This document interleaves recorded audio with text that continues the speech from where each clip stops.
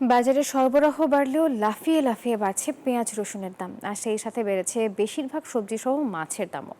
হঠাৎ এই দাম বাড়ায় দিশেহারা ক্রেতারা। দাম বৃদ্ধি নিয়ে নানান অজুহাত দিচ্ছেন বিক্রেতারা। বাজার ঘুরে প্রতিনিধিদের পাঠানো তথ্য ছবি নিয়ে ডেস্ক রিপোর্ট।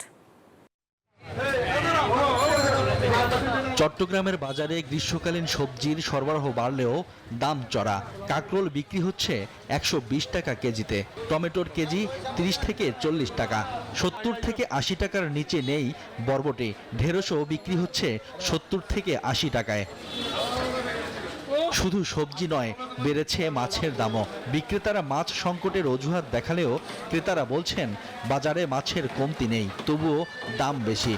10 বছর আগে বেতন বাড়ছে, কিন্তু এখন কোনো হয়নি, সেই একই বেতন আছে, কিন্তু দ্রব্যমূল্য 5-6 গুণ বেড়ে গেছে। দামটা যেটা এমনি 600-700 বলে, আসলে কিন্তু 600-700 না, এটা 900-র নিচে কেউ বিক্রি করে না। 750-950 কমিলে আমরা কমা দিব। ভালোগুলো বাড়তেছে, 80 টাকা নিচে কোনো ভালো ফল নাই। রংপুরের বাজারেও সপ্তাহের ব্যবধানে বান্ডেল থাকলে প্রতি সেনমানিতে টাকা বাঁচবে। বিকাশ সেনমানি বান্ডেল কিনে জিতুন প্রতি লেনদেনে। দাম বেড়েছে পেঁয়াজ রসুনের। কেজি প্রতি পেঁয়াজ বিক্রি হচ্ছে 50 থেকে 55 টাকা। রসুনের দাম কেজিতে বেড়েছে 40 টাকা পর্যন্ত। সেই সঙ্গে বেড়েছে আদা সহ কিছু সবজির দাম। হঠাৎ দাম বাড়ায় ক্ষুব্ধ ক্রেতারা। রোজার সময় যেমন ছিল এখনো তেমনই আছে, পেঁয়াজের দামটা একটু বেশি। এটা এছাড়া যা কিছু আছে সবকিছুই নর্মাল। পেঁয়াজ দুই এক মাস দেখি বাসায় রাখতে, হয়তো কারণ হতে পারে।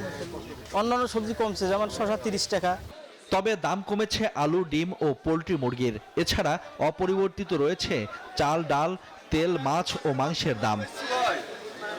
রাজশাহীতে পেঁয়াজ সহ সব ধরনের সবজির দাম বেড়েছে। গত এক সপ্তাহের ব্যবধানে প্রতি কেজি পেঁয়াজের দাম বেড়েছে 20 টাকা।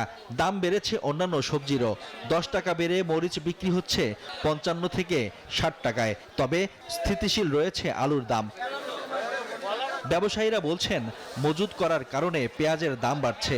আমদানি না করা হলে আরও দাম বাড়ার আশঙ্কা করছেন তারা। রেখে খাওয়ার লেগে কাস্টমাররাও লিছে, আবার স্টক পার্টিরা নেমেছে, স্টক করছে, স্টোর পার্টি নেমেছে, এরা স্টোরে স্টক করছে, এই কারণে দামটা বেশি। ভেন্ডি যেমন 30 টাকা 40 টাকা লাগিয়েছিল, এখন আবার 50 টাকা 60 টাকা। আমদানি নাই। নিত্যপণ্যের মূল্যবৃদ্ধির লাগাম টেনে ধরে জনমনে স্বস্তি ফেরানোর দাবি সবার। শোয়েব শামীম, নিউজ 24।